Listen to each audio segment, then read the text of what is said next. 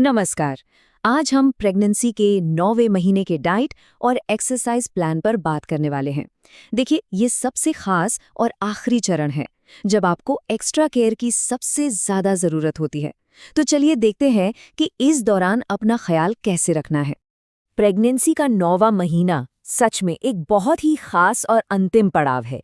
Delivery अब किसी भी समय हो सकती है, इसलिए एक्स्ट्रा केयर करना और बिल्कुल शांत रहना सबसे ज्यादा जरूरी बन जाता है।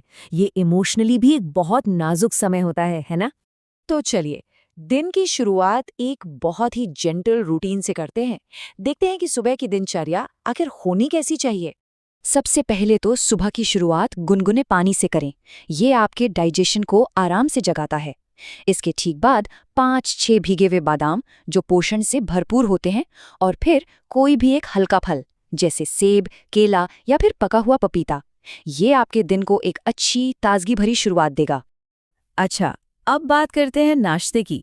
इसे हल्का लेकिन पौष्टिक रखना बहुत जरूरी है। दलिया या ओट्स ये बेहतरीन विकल्प है। साथ में दूध ले सकते हैं या फिर पीनट बटर या पनीर के साथ एक ब्रेड स्लाइस भी, ये भी काफी अच्छा रहेगा। तो यहाँ गोल बिल्कुल सिंपल है। हमें ऐसा खाना खाना है जिससे शरीर को एनर्जी तो मिले, लेकिन साथ ही वो पचाने में भी बहुत आसान हो।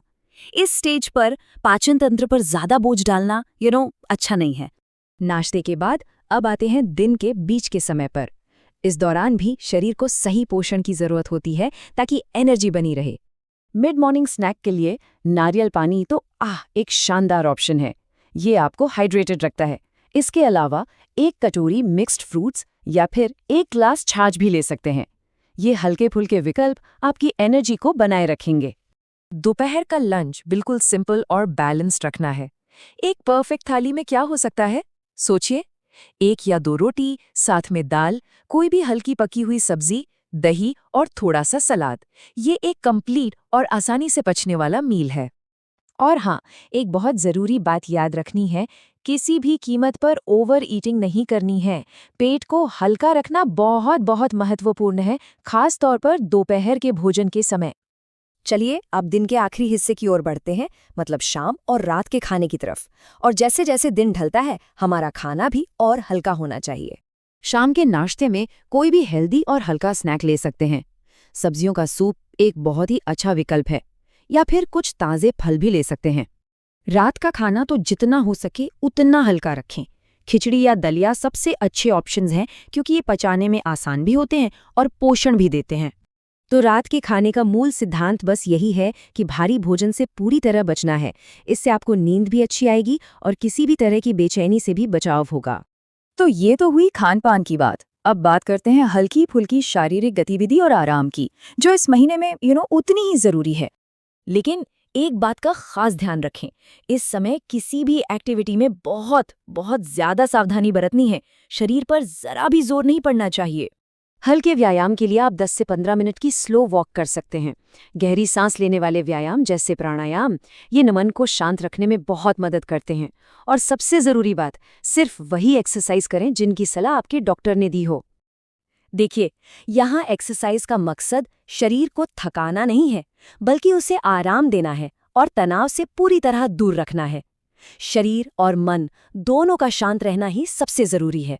अच्छा, डाइट और एक्सरसाइज के बाद अब कुछ आखिरी और बहुत जरूरी बातों पर आते हैं, जिनका इस स्टेज में खास ख्याल रखना है। सबसे पहली और जरूरी बात, प्लीज इस समय ज्यादा देर अकेले रहने से बचें। कोशिश करें कि घर पर हमेशा कोई ना कोई आपके साथ हो। दूसरी बात, किसी भी तरह का भारी काम या वजन उठाने से तो पूरी तरह बचना है। ये आपके और बच्चे के लिए खतरनाक हो सकता है। और ये तीसरी सबसे अहम बात, लेबर पेन या डिलीवरी के किसी भी साइन को जरा सा भी इग्नोर ना करें। कुछ भी असामान्य लगे तो बिना देर किए तुरंत अपने डॉक्टर को कॉल करें। और हाँ, अपनी तैयारी पूरी रखें। हॉस्पिटल के लिए अपना बैग पहले से ही पैक करके तैयार रखें और सभी जरूरी इमरजेंसी कॉन्टैक्ट्स को अपने पास संभाल कर रखें। आखिर में बस यही कहना है कि ये समय भावनात्मक रूप से बहुत खास होता है। तो शांत रहें, खुश रहें, बस अपना ख्याल रखें और अपने बच्चे के आने का इंतजार करें। ये सफ़र जल्द ही एक खूबसूरत मंजिल पर पहुंचने वाला है।